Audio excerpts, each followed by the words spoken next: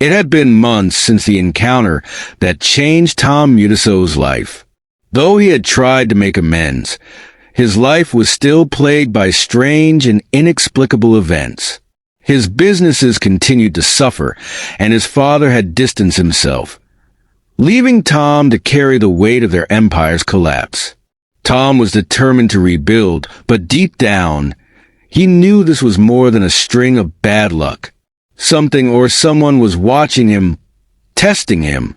And though Naliaka had disappeared without a trace, her presence lingered like a shadow over his life. One evening, as Tom walked through the bustling streets of Machikos, he stopped by a small roadside eatery. It was a humble place, run by a kind old man named Baba Mwangi. Tom had never eaten at such places before. His meals were always served in luxury restaurants. But now his wealth meant little, and his ego had shrunk. Baba Mwangi, recognizing him, served him Yugli and Sukuma Wiki without a word. Tom ate in silence, lost in his thoughts. As he finished his meal, a soft voice spoke behind him. "Mutiso's son, are you satisfied now?" He turned quickly, his heart racing. There stood a young girl, no older than 12. Her big brown eyes held a wisdom far beyond her years. She wore a simple dress, her feet bare. "Who are you?" Tom asked, his voice trembling. The girl tilted her head. "Do you remember Mama Akinyi's words?" That day, by the roadside, Tom's breath caught in his throat. He leaned forward. "What do you know about her?" The girl smiled faintly. "She said you would remember the day you insulted her." "Have you?" Tom nodded slowly, his palms sweating. I've tried to make things right. I've apologized to people. I've changed." The girl stepped closer, her gaze unrelenting. "Have you truly changed, or are you merely trying to escape your punishment?" Tom froze. The girl's words cut deep. He had told himself he was making amends, but now doubt crept in. Was he doing it out of guilt, fear, or was it genuine? Before he could respond, the girl pointed toward a narrow alley. "If you truly want answers, go there." Tom hesitated. The alley was dark and foreboding, its entrance barely illuminated by a flickering streetlight. When he turned back to question the girl, she was gone. Every instinct told Tom to turn back, but something pulled him forward. As he entered the alley, the sounds of the bustling town faded, replaced by an eerie silence. "Hello," he called out, his voice echoing off the walls. At the end of the alley, he saw a faint glow. As he approached, he realized it was coming from a small wooden door. Its surface was covered in strange carvings that seemed to shift when he looked at them. He pushed the door open and stepped inside. The room was unlike anything Tom had ever seen. It was dimly lit, with walls lined by shelves of ancient books and jars filled with mysterious substances. In the center stood an old woman, her back turned to him. She was stirring a pot over a fire, the scent of herbs and smoke filling the air. "Mutiso's son," she said without turning around. Her voice was low and raspy. Tom felt a chill. "Who are you?" The woman chuckled. "That's the wrong question. What you should ask is, why am I here?" Tom swallowed hard. "Why am I here?" She finally turned, and his breath caught. It was Mama Akinyi, or at least, it looked like her, but her eyes were glowing faintly, and her presence filled the room with an unearthly energy. "You are here because your journey is not over," she said. Tom stepped closer. "I've tried to make things right. I've apologized to people. I've changed how I treat others. What more do you want from me?" Mama Akinyi smiled faintly. "Do you think redemption is a transaction? That a few good deeds can erase years of arrogance and harm?" Redemption, Mutaso's son, is a path, not a destination. I don't understand, Tom said, his voice breaking. You will, she said. But first, you must face your past. Mama Akinyi reached into the pot she had been stirring and pulled out a handful of liquid. It shimmered like liquid gold in her hands. She flung it toward Tom, and as it touched him, the room disappeared. He found himself standing in his father's mansion, watching a younger version of himself shouting at a gardener. Do you think I care if your wife is sick? Young Tom sneered. I told you to trim those hedges before noon, and there's still a mess. The gardener bowed his head, his face lined with exhaustion. I'm sorry, sir. I'll do it right away. The scene shifted, and Tom was at a party, laughing with his friends as they mocked a waiter for spilling a drink. Another shift, and he was back in his car, splashing mud on Mama Akinyi.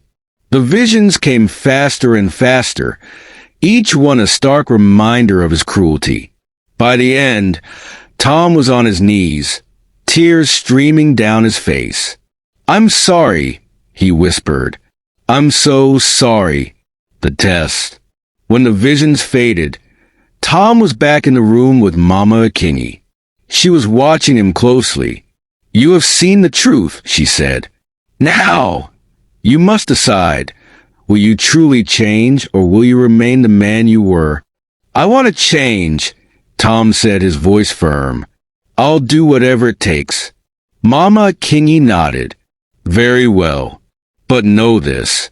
The path ahead will not be easy. There will be tests, and there will be pain. Only by enduring them will you find redemption. Tom nodded, his determination renewed. I'm ready. Mama Akinyi smiled, her form beginning to fade. We'll see. Mutaso's son. We'll see. The return. Tom stumbled out of the alley, his mind racing. The streets of Machu Coast were quiet now, the town bathed in moonlight. He felt a strange mix of fear and hope. The next morning, he woke up to find a letter on his doorstep. There was no name or address, only a single line written in elegant handwriting. Your first test awaits at the marketplace. Tom's heart pounded as he set off for the market, unsure of what lay ahead. The marketplace was bustling as always, filled with the chatter of traders and the calls of hawkers selling their wares. The aroma of roasted maize mingled with the scent of fresh vegetables and the occasional whiff of livestock. But to Tom, everything felt distant, muffled, as if he were walking through a dream. He clutched the mysterious letter tightly in his hand, his eyes scanning the crowd. What was the test? Who had sent him the letter? And how would he even know what to do? As he moved deeper into the market, his heart raced. Every step felt heavier, and the whispers around him seemed louder than usual. Look at him, a woman murmured, loud enough for him to hear. Mutaso's son, walking like he's one of us now. Where's his big car? Tom kept his head low, trying to ignore the stares. He had once walked through this very market with his nose in the air, treating everyone as if they were beneath him. Now, he was the subject of their scorn. At the far end of the market, near the section where elderly women sold their produce, Tom noticed something strange. A crowd had gathered around one particular stall, and angry voices rose above the usual market noise. Curious, he pushed his way through to see what was happening. An old woman sat behind a small wooden table covered with mangoes, her frail hands trembling as she tried to protect her fruits. Before her stood a tall, muscular man, his face twisted with anger. You think you can cheat me, old woman? The man shouted, his voice booming. This mango is rotten. Do you think I'm a fool? Please, my son, the woman said, her voice quivering. I didn't know it was bad. Take another one. Free of charge. Free of charge, the man sneered, grabbing one of her baskets and flinging it to the ground. You should give me all of them for wasting my time. The crowd murmured, but no one stepped forward. Tom's heart pounded as he watched. His instincts told him to walk away. This wasn't his fight. But something inside him stirred. "This is your test," a soft voice whispered in his mind. Before he could stop himself, Tom stepped forward. "Hey, leave her alone." The tall man turned, his eyes narrowing. "And who are you to tell me what to do?" Tom swallowed hard, feeling the weight of the crowd's eyes on him. "She's just an old woman trying to make a living. If the mango is bad, take another and move on. There's no need to destroy her stall." The man took a step closer, towering over Tom. "You must be new here. Do you know who I am?" "I don't care who you are," Tom said, his voice steadier than he felt. "What you're doing is wrong." The man smirked, then shoved Tom back. The crowd gasped as Tom stumbled but didn't fall. "Mind your business," the man growled. Tom straightened up, his heart pounding. "No, this is my business. Someone has to stand up for her." The man raised his hand as if to strike, but before he could, an elderly voice rang out. "Stop this nonsense." The crowd parted as Mzee Mutiso himself walked into the scene. His imposing figure and authoritative presence silenced everyone. "Baba?" Tom whispered, shocked. Mzee Mutiso's eyes narrowed as he looked at the tall man. "Caprono, if I ever see you causing trouble in this market again, you'll answer to me. Do you understand?" Caprono muttered something under his breath before turning and storming off. Mzee Mutiso then turned to Tom, his expression unreadable. "Come with me," he said. They walked in silence to a quieter part of the market. Tom's heart was racing, unsure of what to expect. His father had barely spoken to him in months, and now here he was, appearing out of nowhere. When they stopped, Mzee Mutiso turned to face him. "I heard what you did," he said. Tom lowered his head. "Baba, Let me finish," Mzee Mutiso interrupted. "For years, I've watched you behave like a spoiled child, treating people as if they were beneath you. It shamed me, Tom. It shamed me to see my own son act like that." Tom's throat tightened.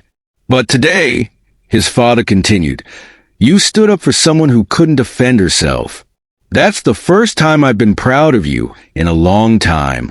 Tom looked up, tears welling in his eyes. "I'm trying, Baba. I really am. I've made so many mistakes, but I'm trying to change." Mzee Mutiso placed a hand on his shoulder. "Change isn't easy, my son. It takes time and effort. But today, you took a step in the right direction. Keep going." Later that evening, as Tom walked home, he couldn't stop thinking about what had happened. He felt a small flicker of hope for the first time in months. But as he approached his house, he noticed something strange. The front door was slightly ajar. He stepped inside cautiously. "Hello." The house was silent, but on the dining table sat a single object, a small wooden box. Tom approached it slowly, his heart pounding. The box was intricately carved with patterns that seemed to move as he looked at them. When he opened it, he found a single piece of paper inside. "Your journey is far from over. Tomorrow, you will face your greatest test yet. Be ready." Tom's hands trembled as he read the note. Who was behind all this? Mama Kinyi? Naliaka? Or was it something else entirely? He looked around the empty house, the shadows seeming to grow darker. For the first time, he felt truly afraid. And yet, deep down, he knew there was no turning back.